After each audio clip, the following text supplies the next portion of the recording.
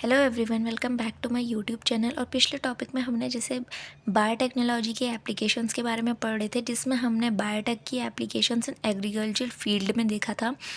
हमने BT cotton और RNA interference के बारे में पढ़ा था। आज का टॉपिक है एप्लीकेशन इन मेडिसिन। तो टाइम वेस्ट ना करते हुए टॉपिक को शुरू करते हैं। तो एप्लीकेशन इन मेडिसिन में 3 टाइप आते हैं। थेराप्यूटिक्स आता है, जीन थेरेपी आता है और मॉलिक्यूलर डायग्नोसिस पर आता है। इन तीनों टॉपिक को हम डिटेल में पढ़ेंगे। सबसे पहला थेराप्यूटिक्स क्या है। इसमें ह्यूमन इंसुलिन का फॉर्मेशन किया जाता है, जिसे हम ह्यूमुलिन भी कहते हैं। ह्यूमन इंसुलिन को हम ह्यूमुलिन भी कहते हैं। तो कि टोटल 30 रिकॉम्बिनेंट थेराप्यूटिक्स हैं पूरे वर्ल्ड में डिस्ट्रीब्यूटेड, जिसमें से 12 तो इंडिया में ही प्रेजेंट हैं। थेराप्यूटिक्स का मतलब है ह्यूमन इंसुलिन के फॉर्मेशन की कंपनीज होती हैं, जहाँ ह्यूमन इंसुलिन का फॉर्मेशन किया जाता है साइंटिस्ट के द्वारा। तो पहले के टाइम पे ह्यूमन इंसुलिन को कैसे निकाला जाता था। सबसे पहले ह्यूमन इंसुलिन डायबिटिक पर्सन के लिए यूज़ किया जाता है, जो कि डायबिटीज़ टाइप 1 के होते हैं। उनके लिए इंसुलिन पहले कैसे, क्योंकि अब हमारी बॉडी इंसुलिन नहीं बना पा रही है, तो हम किसी ना किसी इंजेक्शन के थ्रू इंसुलिन लेंगे अपने अंदर। तो पहले हम काऊ से, पिग से, काऊ को मार के उसके अंदर से बोराइन इंसुलिन लेते थे। पिग को मार के उससे पोरकाइन इंसुलिन लेते थे, जो कि एलर्जिक हो सकता था। ठीक है। और हम कब तक एनिमल्स को मारते रहेंगे इंसुलिन के लिए। तो इसके लिए बायोटेक्नोलॉजी ने काफ़ी हेल्प की है, जिससे हम इंसुलिन का जीन निकाल के किसी भी बैक्टीरिया में डाल सकते हैं और उससे इंसुलिन का ले सकते हैं। तो जो भी बायोटेक्नोलॉजिस्ट हैं, उन्होंने अपना दिमाग लगाया, ह्यूमन इंसुलिन जीन को कोलाई में डाला, क्योंकि जो कोलाई रहता है वो बहुत ही 20 मिनट में मिलियंस ऑफ कॉपीज़ बना देता है अपनी। तो कोलाई में ह्यूमन इंसुलिन जीन डाला, जिसके बाद कोलाई ने इंसुलिन जनरेट करना शुरू कर दिया। बट अब कुछ कर रहे हैं तो हमेशा तो कुछ ना कुछ प्रॉब्लम निकलती है। तो जब कोलाई इंसुलिन जनरेट कर रहा है, तो उसमें कुछ ना कुछ प्रॉब्लम निकली थी, जो हम अभी देखते हैं क्या क्या प्रॉब्लम हुई थी इस चीज़ के लिए। अब हम यहाँ देख सकते हैं, जो ह्यूमन इंसुलिन जीन रहता है वो इस टाइप का रहता है। उसके 3 सेगमेंट रहते हैं। ठीक है, मतलब जो प्रोटीन फॉर्मेशन होता है वो 3 पार्ट से होता है। सबसे पहला वाला पार्ट होता है ए, दूसरा होता है सी, देन गैप के बाद होता है B. Due to enzyme removal of C part and A and B attach by disulphide linkage. अब हमारी बॉडी के अंदर ही इंसुलिन बन रहा है, तो उसमें हमें किसी भी मॉडिफिकेशन या किसी भी अपने खुद से काम करने की ज़रूरत नहीं है। हमारी बॉडी में अंदर ही अंदर जो ए और बी अटैच हो जाते हैं, सी पार्ट रिमूव हो जाता है, जो ए और बी रहते हैं वो अटैच हो जाते हैं ड्यू टू डाइसल्फाइड लिंकेज। ठीक है। और ए और बी के अटैच होने के बाद ये एक फंक्शनल इंसुलिन का फॉर्मेशन करता है। ठीक है। तो अब हमारे अंदर तो ह्यूमन बॉडी में ये मशीनरी थी कि सी पार्ट रिमूव हो जाएगा, ए बी अटैच हो जाएंगे डाइसल्फाइड लिंकेज से, और इंसुलिन का प्रोडक्शन शुरू हो जाएगा। लेकिन बैक्टीरिया में ये मशीनरी नहीं है, क्योंकि उनमें ये जीन प्रेजेंट नहीं होगा ये मशीनरी करने के लिए भी। तो और ना ही वो बैक्टीरिया इतने वेल डेवलप रहते हैं जितने ह्यूमंस रहते हैं। ठीक है। तो इन 1983 में इली लिली कंपनी थी, एक इली लिली कंपनी, ये कंपनी याद करना, जो कि बहुत ही इम्पोर्टेंट है। ठीक है। उन्होंने सबसे पहले एक्सपेरिमेंट किया, इस पर प्रैक्टिकल किया। उन्होंने ह्यूमन इंसुलिन जीन को लिया। ठीक है। अब जो इंसुलिन जीन रहता है उसके 3 पार्ट रहते हैं। एक ए के लिए कोड करता है, एक सी के लिए कोड करता है एंड एक बी के लिए कोड करता है। उन्होंने ह्यूमन इंसुलिन जीन के तीनों पार्ट्स को कट कर दिया। ए को भी काट दिया, बी को भी काट दिया एंड सी को भी काट दिया। ठीक है। सी को तो रिमूव कर दिया। जो ए था उसको कोलाई में डाला, जो कि एक डिफरेंट कोलाई है, और बी को एक डिफरेंट कोलाई में डाला। ठीक है। अब जब ए कोलाई में डाला तो जो कोलाई ए है उसने ए पेप्टाइड बनाई। ठीक है। और जो कोलाई बी था उसने बी पेप्टाइड बनाई, मतलब उसने बी चेन बनाई और पहले वाले ने ए चेन बनाई। बाद में लैब में इन दोनों को, ए पेप्टाइड और बी पेप्टाइड को लेके इनके बीच में डाइसल्फाइड लिंकेज का फॉर्मेशन कर दिया। ठीक है। अब डाइसल्फाइड लिंकेज का फॉर्मेशन होगा तो हमें इंसुलिन जीन मिल जाएगा, मतलब हमें एक पर्टिकुलर इंसुलिन मिल जाएगा। तो इस वजह से हमने ह्यूमन इंसुलिन का प्रोडक्शन शुरू कर दिया। अब हम दूसरा पढ़ते हैं जीन थेरेपी क्या होता है।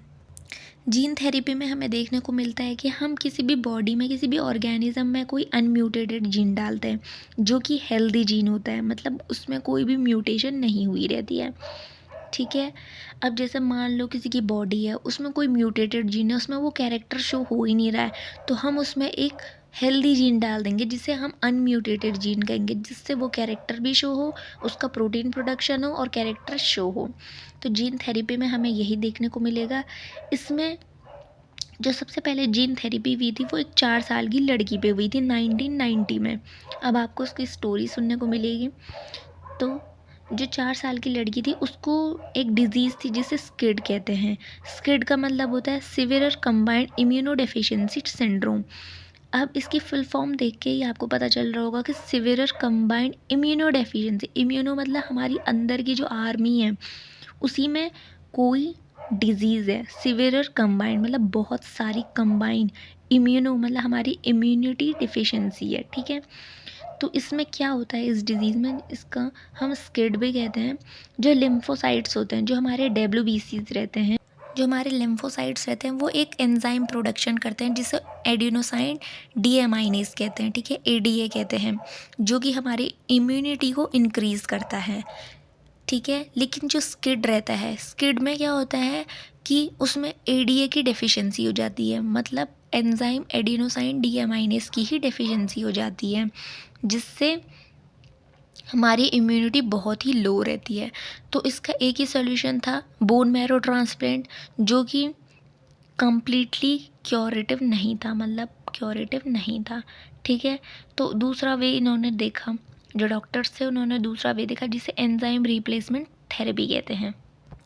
अब जीन थेरेपी में क्या होता है, उन्होंने 1990 में इस 4 साल की जो लड़की थी उसमें उसकी जो बोन मैरोज थी उसमें से उन्होंने डब्ल्यूबीसी निकाला, ठीक है। जो भी उसकी बॉडी में जो भी टाइप का डब्ल्यूबीसी प्रेजेंट था उसको निकाला, पेट्री डिश में डाला, ठीक है, और उस पर एक्सपेरिमेंट किया। तो उन्होंने रेट्रोवायरस होता है, ठीक है, रेट्रोवायरस की थ्रू उसमें एडीए जीन ट्रांसफ़र किया डब्ल्यूबीसी में। वायरस क्या रहता है, वो किसी भी जीन ट्रांसफ़र के लिए हेल्प करता है, ठीक है। अब रेट्रोवायरस की मदद से उन्होंने एडीए जो जीन था वो डब्ल्यूबीसी में डाला। अब जैसे डब्ल्यूबीसी रेप्लिकेट करते रहे तो जो डॉटर डब्ल्यूबीसी बनेंगे उसमें हेल्दी एडीए जीन होगा। अब हेल्दी एडीए जीन होगा तो वो इम्यूनिटी इंक्रीज़ करने में हेल्प करेगा। अब जो डॉटर डब्ल्यूबीसी थी उसको गर्ल में इंसर्ट कर दिया ताकि जो उसकी इम्यूनिटी थी वो थोड़ी इंक्रीज़ हो जाए। इसी तरीके से उसको थोड़े थोड़े टाइम पीरियड के बाद डब्ल्यूबीसी ऐसे ही करके एडीए जीन के थ्रू उसको दिए जाते थे, ठीक है। अब जो रेट्रोवायरस रहता है उसका जो जेनेटिक मेकअप रहता है वो आरएनए रहता है, उसमें डीएनए प्रेजेंट नहीं रहता है। अब जो उसका आरएनए रहता है वो जब ह्यूमन सेल में एंटर करता है तो वो डीएनए में कन्वर्ट हो जाता है, जिसे हम सीडीएनए कहते हैं, ठीक है। वो सीडीएनए में कन्वर्ट हो जाता है। तो इसी वजह से आरएनए के थ्रू उस एडीए जीन को हम उसमें डालते हैं, डब्ल्यूबीसी में डालते हैं, डब्ल्यूबीसी रेप्लिकेट होते हैं, सारी डॉटर डब्ल्यूबीसी में हेल्दी एडीए जीन आ जाता है और बाद में उन डब्ल्यूबीसीज को दोबारा से गर्ल में इंसर्ट कर देते हैं, जिससे उसकी इम्यूनिटी इंक्रीज़ हो जाती है। और लास्ट आता है हमारा मेडिसिन में मॉलिक्यूलर डायग्नोसिस। इसमें हमें पता करना रहता है कि बीमारी कौन सी है, ठीक है। पहले एक ट्रेडिशनल मेथड होता था जिसे हम ब्लड टेस्ट, यूरिन टेस्ट, इन चीज़ें बहुत सारे टेस्ट होते थे, हीमोग्लोबिन टेस्ट, यूरिन टेस्ट और सलाइवरी टेस्ट, इन चीज़ों से हम पता करते थे कि बीमारी कौन सी है। लेकिन ये बहुत ही स्लो प्रोसेस था जिससे जो पैथोजन है बॉडी में, जो वायरस हैं वो ऑलरेडी पूरी बॉडी में ग्रो कर जाते थे। तो मॉलिक्यूलर डायग्नोसिस के थ्रू बहुत ही जल्दी, जो कि एक एडवांस मेथड है, इससे बहुत ही जल्दी हम बीमारी का डायग्नोसिस कर सकते हैं और उसका प्रिवेंशन कर सकते हैं, क्योर कर सकते हैं, ठीक है, मेडिसिन ले सकते हैं। तो अब क्या क्या आते हैं उसमें, सबसे पहला आता है पीसीआर, दूसरा है एलिसा, तीसरा है प्रोब्स, चौथा है ऑटो रेडियोग्राफी। ये 4 मेथड है मॉलिक्यूलर डायग्नोसिस में। सबसे पहले पीसीआर में क्या होता है, पीसीआर में किसी भी पर्सन का जिसको बीमारी का टेस्ट करवाना है उसका ब्लड सैंपल रहते हैं, ठीक है। ब्लड सैंपल लेने के बाद उसका पीसीआर के थ्रू जो उसका जो डीएनए रहता है ब्लड में वो 1000 ऑफ कॉपीज़ बना देता है। अब जब 1000 ऑफ कॉपीज़ बनाएगा तो हर डीएनए में वही जो डिज़ीज़ का जीन होगा वो जाएगा और हमें डिफ़ेक्ट देखने को मिल जाएगा कि इसमें वो बीमारी है या नहीं है। एलिसा क्या है, एलिसा का फुल फॉर्म है एंजाइम लिंक्ड इम्यूनोसॉर्बेंट एंजाइम, ठीक है। इससे हम एलिसा के थ्रू हम एड्स का टेस्ट कर सकते हैं, एचआईवी इन्फेक्शन का टेस्ट कर सकते हैं। इसमें क्या करते हैं, एंटीबॉडीज़ एंटीजन इंटरेक्शन करवाते हैं, ठीक है। एंटीबॉडीज़ आपको पता ही है, एंटीजन आपको पता ही है, ठीक है। इनके बीच में इंटरेक्शन करवाते हैं। मान लो ये एचआईवी वायरस है, मैंने लिखा है एड्स का वायरस मतलब एचआईवी वायरस है, उसमें एंटीजन प्रेजेंट होते हैं, ठीक है, जो एक कनेक्शन के टाइप होते हैं, ठीक है। अब ह्यूमन बॉडी में एंटीबॉडीज़ का प्रोडक्शन होता है, एंटीबॉडीज़ बनती है जो कि एंटीजन से कंबाइन होकर बाद में एचआईवी वायरस को इमूवेबल बना देती है। वो अलग बात है कि एचआईवी वायरस कभी ख़त्म नहीं हो सकता है, कुछ ना कुछ टाइम बाद ह्यूमन की डेड हो ही जाती है। तो एलिसा के थ्रू जो बोथ एंटीजन एंड एंटीबॉडीज़ रहते हैं उनको डिटेक्ट कर लिया जाता है, ठीक है। अब उनको डिटेक्ट कैसे कर लिया जाता है, तो इसमें क्या किया जाता है, मान लो जहाँ लैब में या जहाँ जहाँ भी डॉक्टर एक्सपेरिमेंट करते हैं वहाँ कॉम्प्लीमेंट्री, मान लो हमें एचआईवी टेस्ट कराना है तो हमें पता है कि एचआईवी वायरस में कौन से एंटीजन होंगे, तो उसमें हम कॉम्प्लीमेंट्री एंटीजन रख देते हैं, ठीक है। मतलब एचआईवी में जो एचआईवी वायरस में जो एंटीजन प्रेजेंट होते हैं उनको रख लेते हैं, ठीक है। एंटीजन को रख लिया। अब ह्यूमन ब्लड में एंटीबॉडीज़ तो प्रेजेंट होगी क्योंकि अगर एचआईवी वायरस एंटर हुआ है तो एंटीबॉडीज़ प्रोडक्शन भी होगा। तो जो सैंपल होगा, जो हमने सैंपल लिया है उसको हम इस कॉम्प्लीमेंट्री एंटीजन में मिक्स कर देंगे। अब जो एंटीबॉडीज़ होगी वो क्या करती हैं, वो इंटरेक्ट करेंगे एंटीजन के साथ, ठीक है, क्योंकि वो दोनों इंटरेक्ट करते हैं। अगर जो एंटीबॉडीज़ होगी वो अगर एंटीजन के साथ जो कॉम्प्लीमेंट्री एंटीजन प्रेजेंट है उसके साथ इंटरेक्ट करेगी तो कलर चेंज हो जाएगा। कलर चेंज हो जाएगा तो इट मीन्स हमारी बॉडी में एचआईवी वायरस प्रेजेंट है, और अगर कलर चेंज नहीं होगा तो मतलब एचआईवी वायरस प्रेजेंट नहीं है। ये